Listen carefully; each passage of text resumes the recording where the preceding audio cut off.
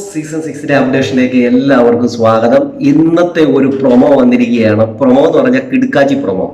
ഇത് ഏറ്റവും കൂടുതൽ അടി കിട്ടിയിരിക്കുന്നത് റസ്മിനാണ്. കാരണം റസ്മിൻ ക്യാപ്റ്റൻ ആയി കഴിഞ്ഞാൽ പിന്നെ റസ്മിൻ പറഞ്ഞിരുന്ന ഒരു കാര്യമാണ്, ഇവിടെ ഫിസിക്കൽ ടാസ്കിൽ ആരെയെങ്കിലും ഉപദ്രവിക്കുകയോ എന്തെങ്കിലും ചെയ്തു കഴിഞ്ഞാൽ അദ്ദേഹത്തെ ഞാൻ പുറത്താക്കും എന്നുള്ള ഒരു കാര്യം തന്നെയായിരുന്നു അന്ന് റസ്മിന് ക്യാപ്റ്റൻ ആയ സമയത്ത് പറഞ്ഞത്.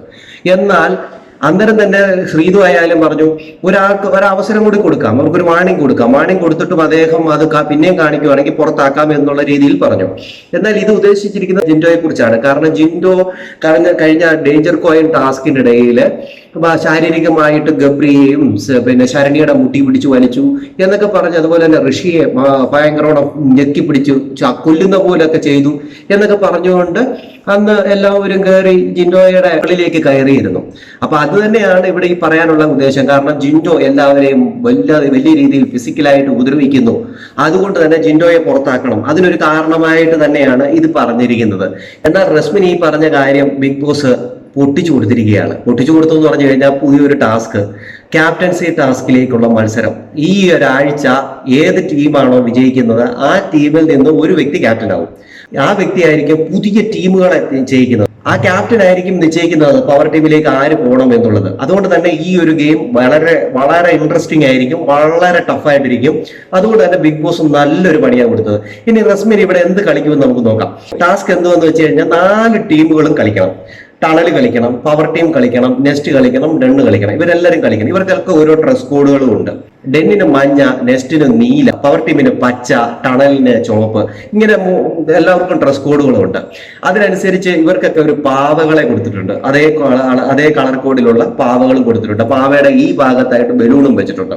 ഈ ബലൂണിനെ മറ്റുള്ള ടീമുകാർ പൊട്ടിക്കാതിരിക്കാൻ വേണ്ടി അതിനെ സംരക്ഷിക്കണം. അതാണ് ടാസ്ക്. ഏറ്റവും കൂടുതൽ പിടിവലി ഉണ്ടാവും, അടി ഉണ്ടാകും എന്നുള്ള കാര്യത്തിൽ ഒരു സംശയവും വേണ്ട. നല്ല രീതിയിൽ പിടിവലി അടിയും ഒക്കെ ഉണ്ടാവും. അതിനുവേണ്ടിയാണ് ഈ ടാസ്ക് കിട്ടിയത്. ഇനി മെഡിക്കൽ റൂമിലേക്ക് കയറി ഇറങ്ങേണ്ട കാര്യമേ ഉള്ളൂ. കാരണം ഫിസിക്കലായിട്ട് സ്ട്രോങ് ആയിട്ടുള്ളവരാണ് ജിൻഡോ ആയിക്കോട്ടെ, സായി ആയിക്കോട്ടെ, അഭിഷേക് ആയിക്കോട്ടെ, അങ്ങനെ തുടങ്ങി കുറെ പേരുണ്ട് അതിനകത്ത്. അവരൊക്കെ ഫിസിക്കലായിട്ട് സ്ട്രോങ് ആയിട്ടുള്ള ആൾക്കാരാണ്. അപ്പൊ എന്തായാലും പിടിവലി ഉണ്ടാവും. ഇനി ജിൻഡോ മാറി നിൽക്കുകയാണെങ്കിൽ, അതായത് ജിൻഡോ ഇങ്ങനത്തെ കളിയൊന്നും കളിക്കുന്നില്ല, ഇനി ഞങ്ങളുടെ ടീമിന് അല്ലെങ്കിൽ വേണ്ട. കാരണം ജാസ്മിൻ എന്ന് പറയുന്ന ഒരാള് അതിൻ്റെ അകത്ത് നിന്ന് കളിക്കുന്നത് ടീമിന് വേണ്ടിയല്ല. അവരെപ്പോഴും കളിക്കുന്നത് ആ ഗബ്രിയുടെ ടീമിന് ജയിക്കാൻ വേണ്ടിയാണ്. അതുകൊണ്ട് തന്നെ ഇനി മാറി നിന്ന് കഴിഞ്ഞാൽ ഓക്കെ, സമാധാനത്തോടെ പാതയിൽ പിന്നെ ബലൂണും പൊട്ടി അങ്ങ് പോകും. അല്ല എങ്കിൽ ആ ടീമില് അൻസിബ, അതോടൊപ്പം തന്നെ ശ്രീതു, ജാസ്മിൻ ഇവരാണ് ഉള്ളത്. എന്തായാലും എന്തൊക്കെയാവും, അതോ ജാസ്മിൻ കൊണ്ടുവന്ന് പാവയെ കൊണ്ടുവന്ന് ഗബ്രിയെ പൊട്ടിച്ചോട എന്ന് പറഞ്ഞു കൊടുക്കുവോ ഇല്ലയോ എന്നൊക്കെ നമുക്ക് അറിയത്തില്ല. എന്തായാലും ഇതൊക്കെ നമുക്ക് കണ്ടറിയാം. എന്തായാലും റസ്മിൻ പറഞ്ഞ പോലെ ഫിസിക്കലായിട്ട് അറ്റാക്ക് ചെയ്യും എന്നുള്ള കാരണത്താൽ ജിൻഡോയെ പുറത്താക്കാൻ പറ്റത്തില്ല.